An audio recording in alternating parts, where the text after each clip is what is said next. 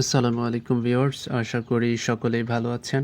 আপনারা দেখতে পাচ্ছেন যে বর্ষায় কিন্তু ধানের জমি পানির নিচে তলিয়ে গেছে একদিনের বৃষ্টিতে। সো আমরা জানি গতকাল নরসিংদী শিবপুরে মূলত 4ই মে রোজ রবিবার 8টা 30 মিনিটে মোটামুটি ভালো বৃষ্টি বর্ষণ হয় এবং বৃষ্টির সাথে কিন্তু প্রচণ্ড পরিমাণে ঝড়ো বাতাস ছিল, সেই সাথে শিলও কিন্তু পড়েছে আমরা শুনতে পেয়েছি। তখন কিন্তু আমি মোটামুটি হ্যাঁ, আমার বাসার ভেতরেই ছিলাম। আমি কিন্তু খোঁজ পেয়েছি, বাট দেখতে পাচ্ছেন যে অনেক ধানের জমি কিন্তু পানিতে তলিয়ে গেছে, যার কারণে বাচ্চারা দেখতে পাচ্ছেন বা আদার্স এলাকার যারা লোকজন আছে তারা কিন্তু এই ধানগুলো নেয়ার চেষ্টা করছে। এটা মূলত 29 জাতের ধানটা আমরা যাকে বলে 29, তো 28 ধানগুলো কিন্তু নিয়ে গেছে। সো দেখতে পাচ্ছেন তারা কিন্তু এই ধানগুলো কিন্তু কলা গাছের ভেলা তৈরি করে মূলত তারা ধানগুলো নিয়ে যাচ্ছে এবং যতটুকু সম্ভব আশ্রয়স্থানে নিয়ে গিয়ে তারা ধান কিন্তু নেওয়ার চেষ্টা করছে। আপনারা দেখতে পাচ্ছেন গ্রামের এমন একটি পরিবেশ, হঠাৎ একদিনের বৃষ্টিতে এত পানি হবে সেটা কল্পনার বাইরে। সো বৃষ্টিপাত কিন্তু প্রচণ্ড পরিমাণে হয়েছে। যারা নরসিংদীর শিবপুরে অবস্থান করছেন বা নরসিংদীর আশেপাশে পার্শ্ববর্তী এলাকায় যারা ছিলেন তারা কিন্তু অবশ্যই বুঝতে পারছিলেন এবং দেখতে পেয়েছিলেন যে বৃষ্টি কিন্তু প্রচণ্ড পরিমাণে হয়েছে এবং ইতিমধ্যে কিন্তু আকাশটা কিন্তু মেঘাচ্ছন্ন রয়েছে। যে কোনো মুহূর্তে আবার বৃষ্টিপাত হতে পারে, হওয়ার সম্ভাবনা আছে বা ইনশাআল্লাহ আল্লাহ চায় তো হতে পারে।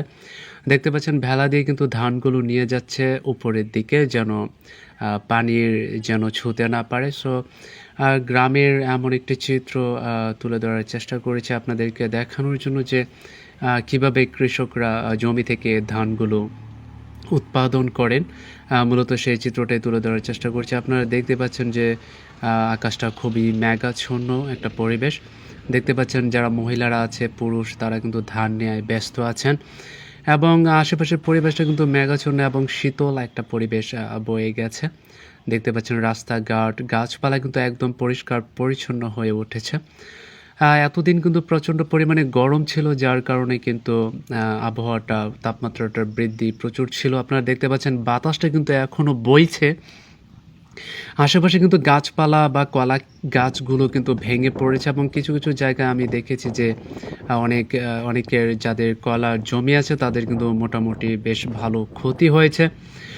দেখতে পাচ্ছেন যে অনেকে কিন্তু কলা গাছগুলো টানাটানি হ্যাঁচড়াছড়ি করছে এবং গাছগুলো কিন্তু একদমই জমিতে পড়ে রয়েছে। এখনও কিন্তু বাতাসটা মোটামুটি ধরনের বয়ে যাচ্ছে এবং গাছপালা কিন্তু ভেঙে পড়েছে। আপনারা দেখতে পাচ্ছেন একটি দাদা ধানগুলো টেনে হেঁচড়ে পানিতে করে নিয়ে যাচ্ছে এবং টানের দিকে ওঠানোর চেষ্টা করছে ধানগুলো নেওয়ার জন্য। এবং আশেপাশের পাড় কিন্তু ভেঙে গেছে এবং কিছু কিছু ধান ক্ষেতগুলো কিন্তু পানিতে ডুবে রয়েছে এবং আপনারা দেখতে পাচ্ছেন দূরেও কিন্তু ধান কাটা নিয়ে ব্যস্ত আছে।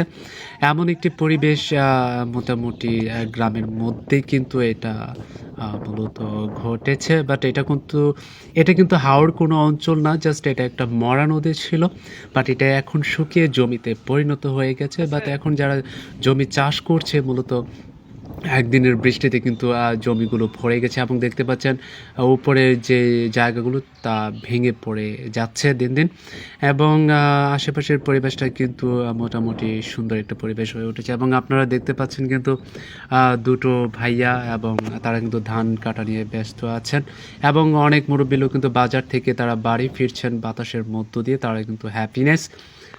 সো তাদের মুখে একটু হাসি দেখা গেছে। বাট যাদের কলা বাগান তারা কিন্তু হয়তো একটু মন খারাপ করেছে। বাট সব কিছু মিলে কিন্তু পরিবেশটা একদমই মানে ক্ষতির দিকেই। সো এটা আল্লাহ তাআলার ইচ্ছে, আল্লাহ চায় তো আবার সব কিছু ঠিক করে দিতে পারেন। তো বন্ধুরা, ভিডিওটি পর্যন্ত ভালো থাকবেন, সুস্থ থাকবেন, খুদা হাফেজ।